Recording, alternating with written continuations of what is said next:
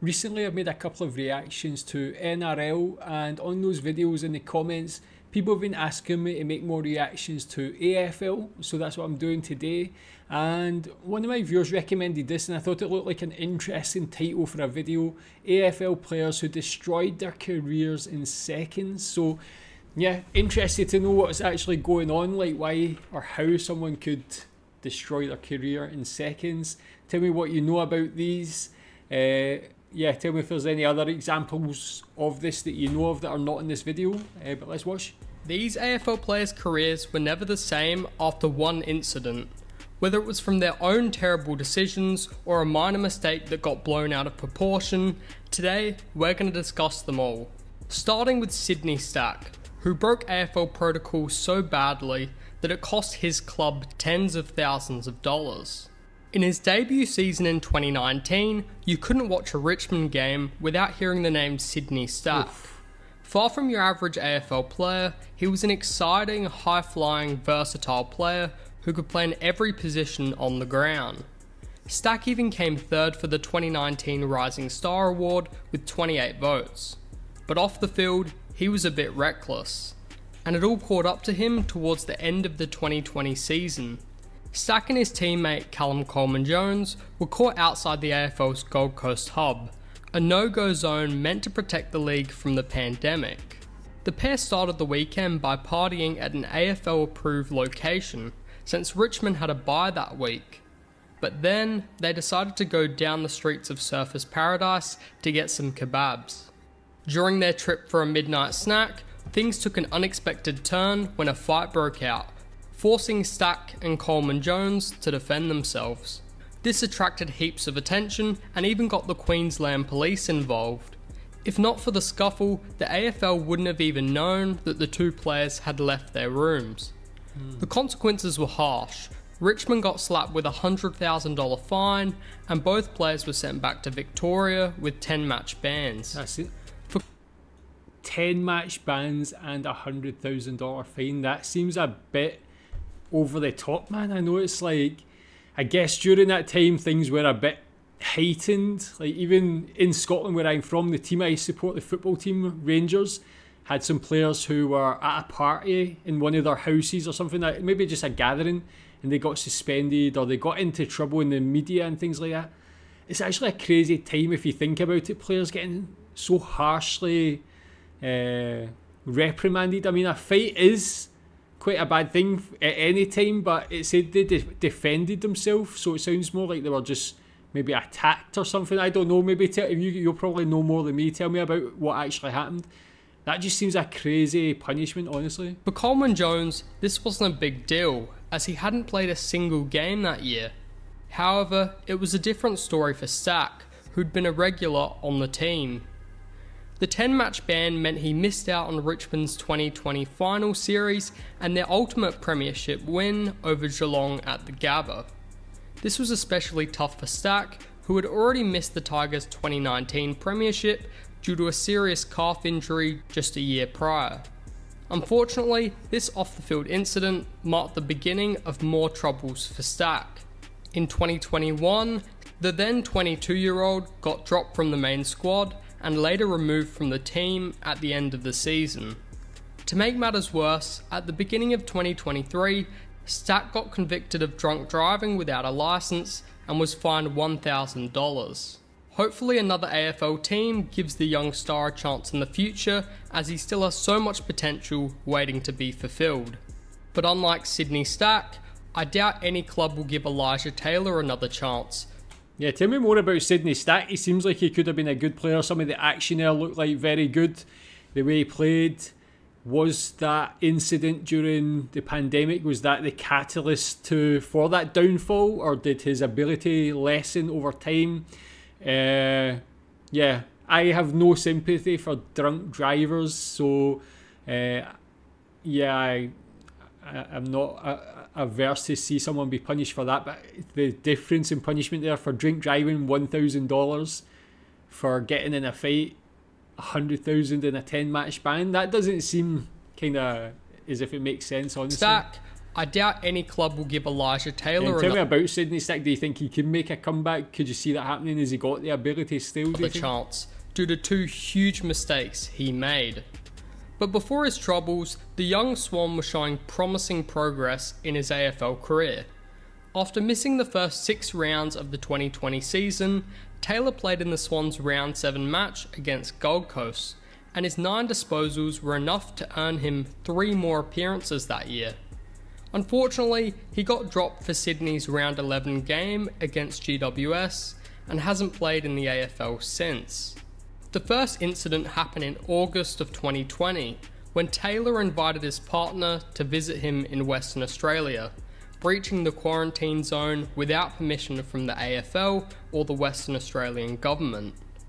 As a result, the 19-year-old was suspended for the rest of the season, and Sydney got fined $50,000, with half of that suspended. Elijah Taylor would likely have returned to play for the Swans in 2021, after his suspension, but that didn't happen. In mid-September, Taylor pleaded guilty to assault against his ex-girlfriend, getting fined $5,000 and picking up a conviction. But the worst part was yet to come, because when the Swans found out about Taylor's crimes, they immediately kicked him off the team. To make matters worse, the AFL slapped him with a 1-year ban. Taylor really let down the red and white, the club that took a chance on him in the 2019 draft at pick 36. Even if he'd just been delisted, another AFL team might have given him a shot.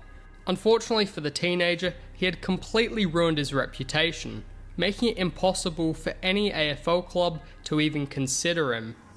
Nowadays, he's playing with East Perth in the Waffle.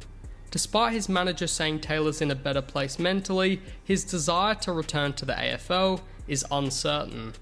Will Elijah Taylor make a comeback to the AFL in the future? Nobody knows.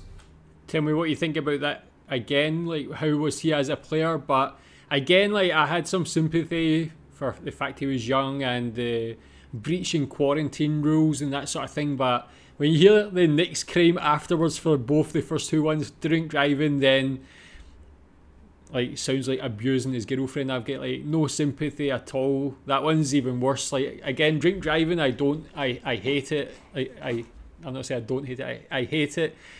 I can understand sometimes young people not thinking straight, but yeah, you definitely cannot abuse your partner or something like that. So he kind of deserves what he gets. Kind of see like Mason Greenwood, the footballer who played for Manchester United, did something similar.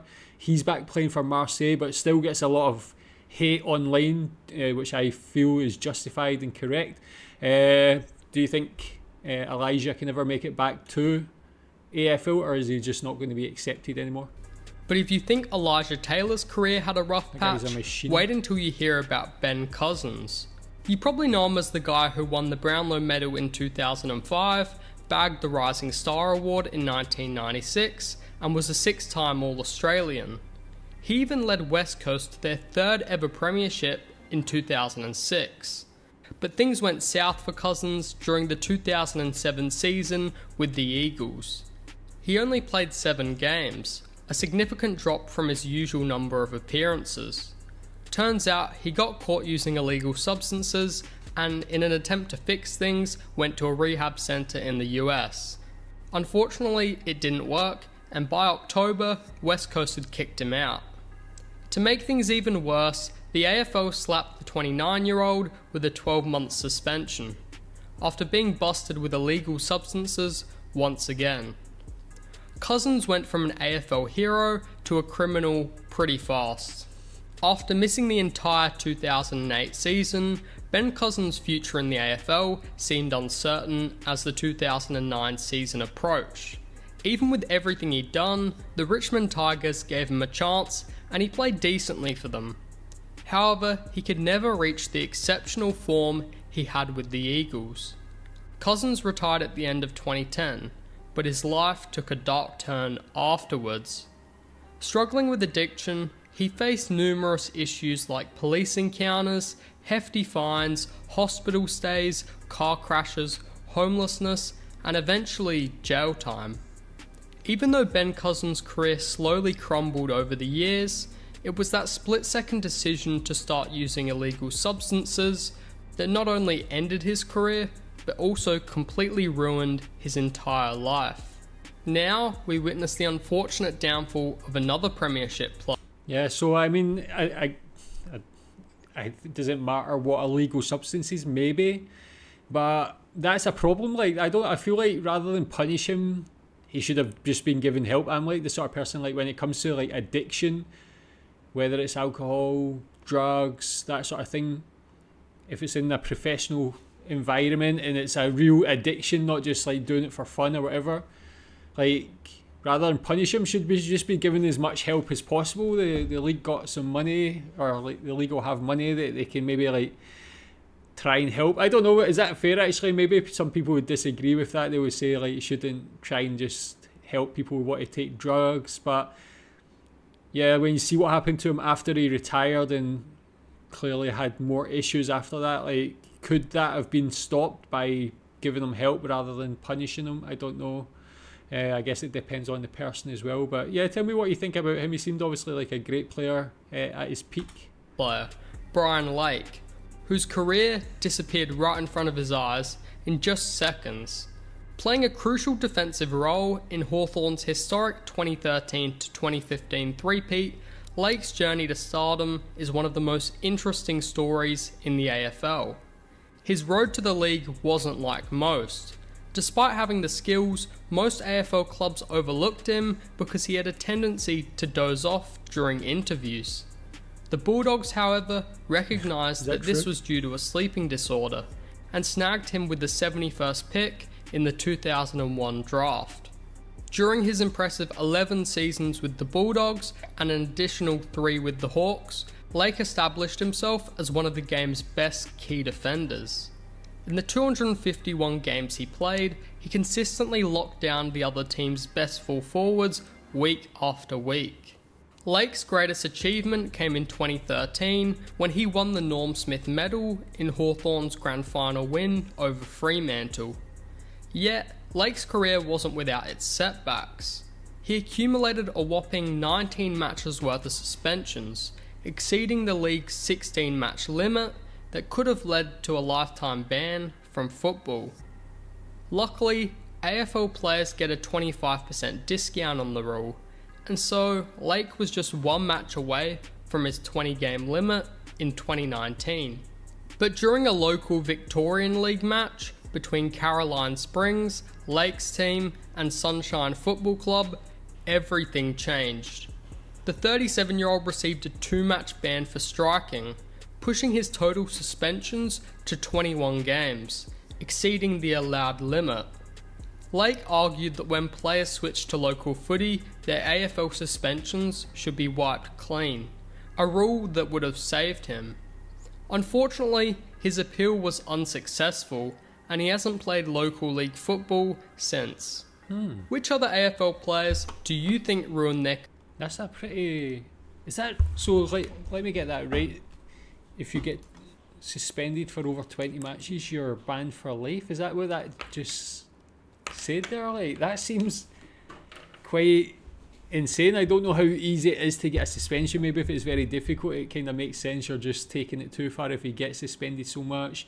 Maybe when you get to like 10 suspensions or 10 matches, then you should kind of change the way you play, something like that. It's such a physical, like almost kind of aggressive in a way sport, like that you would think like there would be some I guess it got leeway there where you get the discount, but it just seems a bit mad to have your whole career ended just by getting a certain amount of suspensions. Is that the way it is? If I picked that up wrong? What do you think about all of them? Is there any you think were unjust? Do you think they were all justified? Yeah, recommend more AFL videos. Thanks.